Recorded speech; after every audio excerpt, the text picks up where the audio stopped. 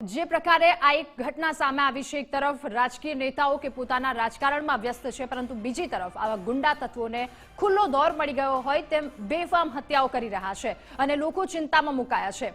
ત્યારબાદ હવે આગળના મુદ્દા પર વધીશું અને મુદ્દો એ છે કે 3 રાજ્યોમાં જીત બાદ સીએમના નામ પર હવે મનોમંથન ચાલી રહ્યું છે।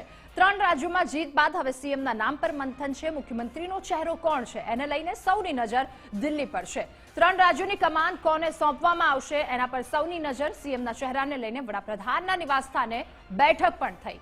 જેપી નડ્ડા, અમિત શાહ પણ આ બેઠકમાં હાજર રહ્યા। તો રાજસ્થાનમાં વસુંધરા રાજે અને બાલકનાથના નામની ચર્ચા છે। આ ઉપરાંત 2 નામ વધારે છે। વસુંધરા રાજે પણ કરી રહ્યા છે ધારાસભ્યોની સાથે બેઠક। छत्तीसगढ़ની વાત કરીએ તો ત્યાં સીએમ માટે 5 દાવેદારના નામ ચર્ચામાં છે। મધ્યપ્રદેશમાં શિવરાજસિંહ ચૌહાણનું નામ હાલ ટોપ પર દેખાઈ રહ્યું છે, પરંતુ ભારતીય જનતા પાર્ટી જે ક્યારેય પણ નથી હોતું અચાનક જ સરપ્રાઈઝ આપી દે છે અને આખરી સીટ પર કોને બેસાડી દે છે કોઈને નથી ખબર હોતી। જ્યોતિરાદિત્ય સિંધિયા, કૈલાશ વિજયવર્ગીયાના નામની પણ ચર્ચા થઈ રહી છે। તો 2024ની ચૂંટણીને ધ્યાને રાખી પાર્ટી નિર્ણય પણ લઈ શકે છે। મહત્વનો નિર્ણય હોઈ શકે કારણ કે 2024ની ચૂંટણી સેન્ટરમાં છે।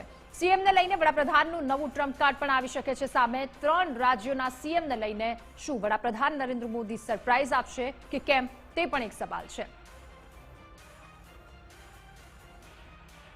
तो आज मुद्दा पर વધુ चर्चा કરીશું। આપણી સાથે જોડાઈ ચૂક્યા છે संवाददाता देवनाथ पांडे। देवनाथ, 3 राज्यों में भारतीय जनता पार्टी तो आ गई, लेकिन अब सीएम की कुर्सी पे कौन बैठेगा, ये सबसे बड़ा सवाल।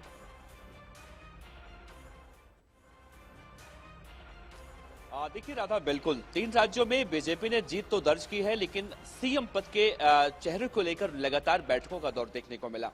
अब से कुछ देर पहले यानी शाम 6 बजे जब एक बार फिर से इसी मुद्दे पर प्रधानमंत्री आवास पर गृहमंत्री अमित शाह के साथ एक बैठक हुई। इस बैठक में संभवतः जो है चर्चा चल रही थी कि इन 3 राज्यों में मुख्यमंत्री पद के लिए किसे चुना जाए। तो ध्यान देने वाली बात यह है कि अभी तक ये बातें बाहर निकलकर सामने नहीं आई है, लेकिन इससे इतर अगर देखा जाए तो राजस्थान की 2 बार की मुख्यमंत्री वसुंधरा राजे सिंधिया, जो अभी तक ये कहें कि अपना शक्ति प्रदर्शन दिखा रही थी, 68 विधायकों से उनकी मुलाकात हो चुकी थी और ये माना जा रहा था कि वसुंधरा राजे सिंधिया मुख्यमंत्री बनने के लिए अपनी दावेदारी पेश कर रही हैं। लेकिन अब ये खबर निकलकर सामने आ रही है कि वसुंधरा राजे की पार्टी आलाकमान से बात हो चुकी है और वसुंधरा राजे का एक बयान भी निकलकर सामने आया है कि वो पार्टी लाइन से बाहर नहीं जाने वाली हैं। यानी कि इसका सीधा सीधा मैसेज है कि वसुंधरा राजे को अगर मुख्यमंत्री नहीं भी बनाया जाता है तो वसुंधरा राजे बगावत नहीं करेंगी, लेकिन मौजूदा सिनेरियो में जो देखने को मिल रहा है उससे ये कहा जाए तो शायद गलत होगा।